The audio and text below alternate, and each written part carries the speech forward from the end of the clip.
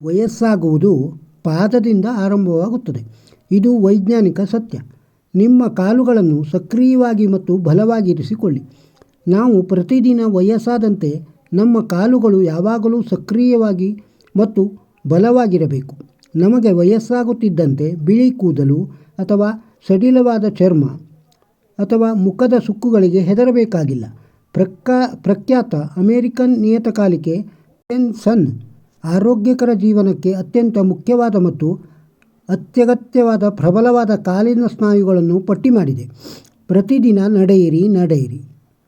ನೀವು 2 ವಾರಗಳ ಕಾಲ ನಿಮ್ಮ ಕಾಲುಗಳನ್ನು ಚಲಿಸದಿದ್ದರೆ ನಿಮ್ಮ ನಿಜವಾದ ಕಾಲಿನ ಬಲವು 10 ವರ್ಷಗಳಷ್ಟು ಕಡಿಮೆಯಾಗುತ್ತದೆ.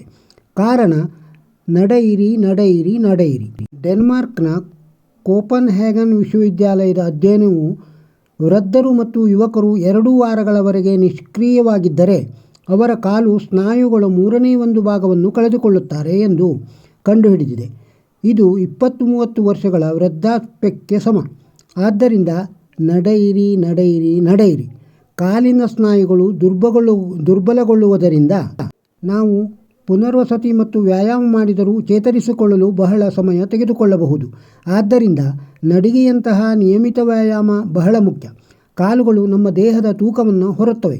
ಕಾಲುಗಳು ಒಂದು ರೀತಿಯ ಸ್ತಂಭ. ಇದು ಮಾನವ ದೇಹದ ಸಂಪೂರ್ಣ ಭಾರವನ್ನು ಹೊತ್ತುಕೊಳ್ಳುತ್ತದೆ. ಆದ್ದರಿಂದ ದೈನಂದಿನ ವಾಕಿಂಗ್ ಮಾಡಿ. ಕುತೂಹಲಕಾರಿಯಾದ ವಿಷಯ, ವ್ಯಕ್ತಿಯ ಮೂಳೆಗಳಲ್ಲಿ 50%, ಅವರ ಸ್ನಾಯುಗಳಲ್ಲಿ 50% ಎರಡೂ ಕಾಲುಗಳಲ್ಲಿವೆ. ಆದ್ದರಿಂದ ನಡೆಯಿರಿ. ಮಾನವ ದೇಹದಲ್ಲಿನ ಅತಿದೊಡ್ಡ ಮತ್ತು ಬಲವಾದ ಕೀಲುಗಳು ಮತ್ತು ಮೂಳೆಗಳು ಕಾಲುಗಳಲ್ಲಿವೆ.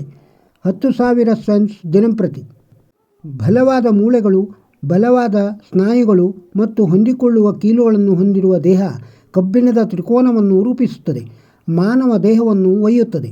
ವ್ಯಕ್ತಿಯ ಜೀವನದ 70% ಮಾನವನ ಚಟುವಟಿಕೆಗಳಿಗೆ ಮತ್ತು 2 ಪಾದಗಳಿಗೆ ಕ್ಯಾಲೋರಿಗಳನ್ನು ಸುಡಲು ಖರ್ಚು ಮಾಡುತ್ತದೆ. ಇದು ನಿಮಗೆ ಗೊತ್ತಾ? ಒಬ್ಬ ವ್ಯಕ್ತಿಯು ಚಿಕ್ಕವನಾಗಿದ್ದಾಗ ಅವನ ತೊಡೆಗಳು 800 kg ತೂಕದ ಸಣ್ಣ ಕಾರನ್ನು ಎತ್ತುವಷ್ಟು ಬಲವಾಗಿರುತ್ತದೆ.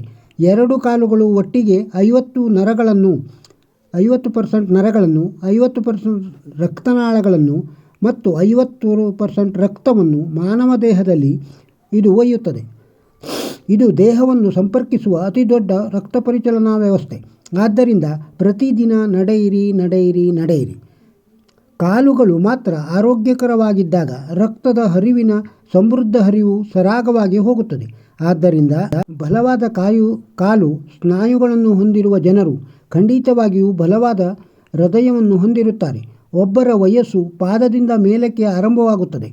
ಒಬ್ಬ ವ್ಯಕ್ತಿಯು ವಯಸ್ಸಾದಂತೆ ಯೌವನದಲ್ಲಿ ಭಿನ್ನವಾಗಿ ಮೆದುಳು ಮತ್ತು ಕಾಲುಗಳ ನಡುವಿನ ಆಜ್ಞೆಗಳ ಪ್ರಸರಣದ ನಿಖರತೆ ಮತ್ತು ವೇಗ ಕಡಿಮೆಯಾಗುತ್ತದೆ. ಆದ್ದರಿಂದ ದಯವಿಟ್ಟು ನಡೆಯಿರಿ. ಇದರ ಜೊತೆಯಲ್ಲಿ ಮೂಳೆ ಮಜ್ಜೆ ಎಂದು ಕರೆಯಲ್ಪಡುವ ಕ್ಯಾಲ್ಸಿಯಂ ಕಾಲಾನಂತರದಲ್ಲಿ ಅಥವಾ ನಂತರ ಕಳೆದು ಹೋಗುತ್ತದೆ. ಇದು ವಯಸ್ಸಾದವರಲ್ಲಿ ಮುರಿತಗಳಿಗೆ ಕಾರಣವಾಗುತ್ತದೆ. ಆದ್ದರಿಂದ ವಾಕಿಂಗ್ ಮಾಡಿ. ವಯಸ್ಸಾದವರಲ್ಲಿ ಮೂಳೆ ಮುರಿತಗಳು ಮೂಳೆ ತೊಡಕುಗಳ ಸರಣಿಗೆ ಕಾರಣವಾಗಬಹುದು. ವಿಶೇಷವಾಗಿ ಮೆದುಳಿನ ಥ್ರಂಬೋಸಿಸ್ನಂತಹ ಅಪಾಯಕಾರಿ ರೋಗಗಳು ಕಾಣಿಸಿಕೊಳ್ಳಬಹುದು. ಆದ್ದರಿಂದ ನಡೆಯಿರಿ. ಮಾಡುವುದು ಅಜೀವ ಕೆಲಸ. 10,000 ಅಡಿ ನಡಿಗೆ. ಯಾವಾಗಲೂ ಕಾಲುಗಳನ್ನು ಬಲಪಡಿಸುವ ಮೂಲಕ ಮತ್ತಷ್ಟು ವಯಸ್ಸಾಗುವುದನ್ನು ತಡೆಯಬಹುದು ಅಥವಾ ಕಡಿಮೆ ಮಾಡಬಹುದು. 365 ದಿನಗಳ ನಡಿಗೆ. ನಿಮ್ಮ ಕಾಲುಗಳಿಗೆ ಸಾಕಷ್ಟು ವ್ಯಾಯಾಮವನ್ನು ಪಡೆಯಲು, ನಿಮ್ಮ ಕಾಲಿನ ಸ್ನಾಯುಗಳನ್ನು ಆರೋಗ್ಯವಾಗಿಡಲು ದಿನಕ್ಕೆ ಕನಿಷ್ಠ 30-40 ನಿಮಿಷಗಳ ಕಾಲ ನಡೆಯಿರಿ. ನೀವು 40 ವರ್ಷಕ್ಕಿಂತ ಮೇಲ್ಪಟ್ಟವರಾಗಿದ್ದಲ್ಲಿ ಖಂಡಿತ ನಡೆಯಿರಿ. ಒಳ್ಳೆಯ ಹಾಗೂ ಸ್ಥಿರವಾದ ಆರೋಗ್ಯ ನಿಮ್ಮದಾಗಿರಲಿ. ಜೈ ವಾಕಿಂಗಾಯ ನಮಃ. ಮಾಹಿತಿ ಉತ್ತಮವಾಗಿದೆಯಲ್ಲವೇ? ಪರರಿಗೂ ಹಂಚಿ. ಇಂದಿನ ದಾಂಪತ್ಯ ವೈಫಲ್ಯಗಳಿಗೆ ಕಾರಣ ಏನು? ಮೊದಲನೆಯದಾಗಿ, ಮಾಂಗಲ್ಯ ಮುಹೂರ್ತಕ್ಕೆ ಪ್ರಾಧಾನ್ಯತೆ ನೀಡದಿರುವುದು. ಫಲಿತಾಂಶ: ಇದರಿಂದ ಆಗುವ ನಷ್ಟ ಬುದ್ಧಿಮಾಂದ್ಯತೆ, ಹೃದಯಹೀನತೆ, ಅನ್ಯೋನ್ಯತೆಯ ಕೊರತೆ, ಗಂಡ ಹೆಂಡತಿಗೆ ಒಳ್ಳೆಯ ಸಂತಾನ ಸಿಗುವುದಿಲ್ಲ. ನೀರಿಗೆ ಬೆಲ್ಲ ಹಾಕಿದ ನಂತರ ವಧುವರರು ಪರಸ್ಪರ ಕಣ್ಣುಗಳನ್ನು ನೋಡುವುದನ್ನು ನಿಲ್ಲಿಸಲು ಸಾಧ್ಯವಿಲ್ಲ. ಫಲಿತಾಂಶ: ಇದರಿಂದ ಉಂಟಾಗುವ ಹಾನಿ ಅವರ ನಡುವಿನ ಪ್ರೀತಿಯ ಕೊರತೆ. ವಿಡಿಯೋಗಳು ಮತ್ತು ಫೋಟೋಗಳನ್ನು ಮಾತ್ರ ನೋಡುವುದು. ಫೋಟೋಗಳು ಸಿಹಿ ನೆನಪುಗಳು ಆದರೆ ಧರ್ಮವನ್ನು ಆಚರಿಸುವುದು ಉಳಿದಿದೆ. ಫೋಟೋಗಳು ವಿಡಿಯೋಗಳ ಮೇಲೆ ಕೇಂದ್ರೀಕರಿಸುವುದು. ಫಲಿತಾಂಶ ಸಂಸ್ಕೃತಿಯ ನಷ್ಟ. ತಾಳಮದ್ದಲೆ ಬದಲು ಥರ್ಮಾಕೋಲ್ ಮತ್ತು ಬಣ್ಣದ ಚಿಪ್ಪುಗಳನ್ನು ಸುರಿಯುವುದು. ಫಲಿತಾಂಶ ಇದರಿಂದ ಕೌಟುಂಬಿಕ ದ್ವೇಷ, ಆರ್ಥಿಕ ಸಮಸ್ಯೆ.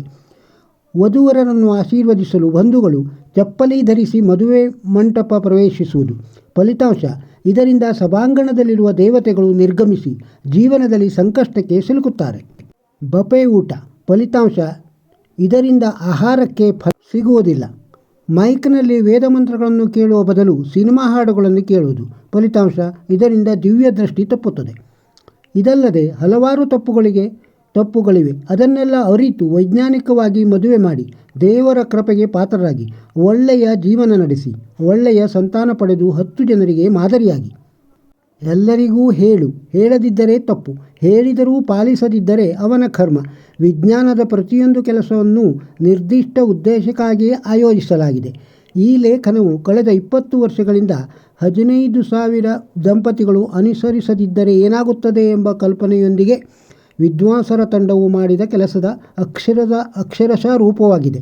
ಎಲ್ಲರಿಗೂ ಕೊಡು. ಹಿಂದೂ ವಿವಾಹ ಪದ್ಧತಿಯು ನಿಗದಿಪಡಿಸಿದ ಗುರಿಯನ್ನು ಪ್ರತಿಯೊಬ್ಬರೂ ತಿಳಿಸಿ ಮತ್ತು ಆಚರಣೆಗೆ ತರಬೇಕೆಂದು ಆಶಿಸುತ್ತಾ ಸರ್ವೇ ಜನ ಸುಖಿನೋ ಭವಂತು. ಈ ವಿಷಯ ಸರಿ ಅನಿಸಿದರೆ ಒಂದು ವಿಡಿಯೋಕ್ಕೆ ಲೈಕ್ ಕೊಡಿ, ಬೇರೆಯವರಿಗೂ ಶೇರ್ ಮಾಡಿ. ಇನ್ನೂ ಸಬ್ಸ್ಕ್ರೈಬ್ ಆಗದೇ ಇದ್ದರೆ ಸಬ್ಸ್ಕ್ರೈಬ್ ಆಗಿ. ನಮಸ್ಕಾರ.